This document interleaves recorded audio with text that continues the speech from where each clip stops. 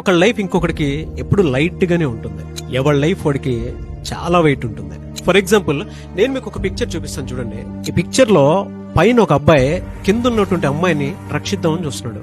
అది కూడా ఎలాగా, ఒక పెద్ద బండరాయి మీద పడినా చతికిలు పడిపోయి ఉన్నా సరే ఆ అమ్మాయిని రక్షిద్దామని చెప్పేసి అనుకుంటాడు.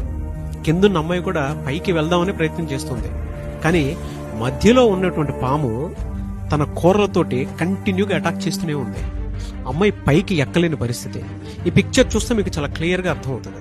అయితే కిందున్న అమ్మాయి ఏమనుకుంటుందనంటే, పైన ఉన్న అబ్బాయిని చూసి నేను ఇంత కష్టాల్లో ఉన్నాను, అయినా పైకి లాగడానికి ప్రయత్నం మాత్రం చేయట్లేదు, ఏమనుకోవాలి ఈ అబ్బాయిని అని చెప్పేసి అనుకుంటుంది. పైన అబ్బాయి ఈ అమ్మాయిని చూసి నేను ఇంత ప్రయత్నం చేస్తున్నాను, నా మీద ఇంత పెద్ద బండరాయి ఉన్నా సరే ఈ అమ్మాయికి అది కూడా అర్థం కాకుండా పైకి రావడానికి కనీసం ప్రయత్నం చేయట్లేదు ఏంటి అనుకుంటున్నాడు.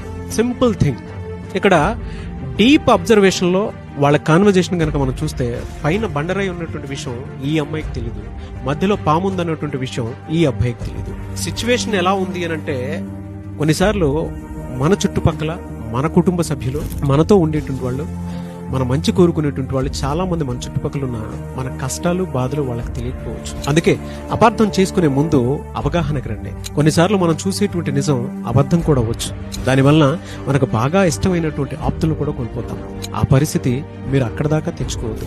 కంప్లీట్ పిక్చర్ లో మీరు అర్థం చేసుకోవాల్సినటువంటి కాన్వర్జేషన్ నేను మళ్ళీ చెప్తున్నాను.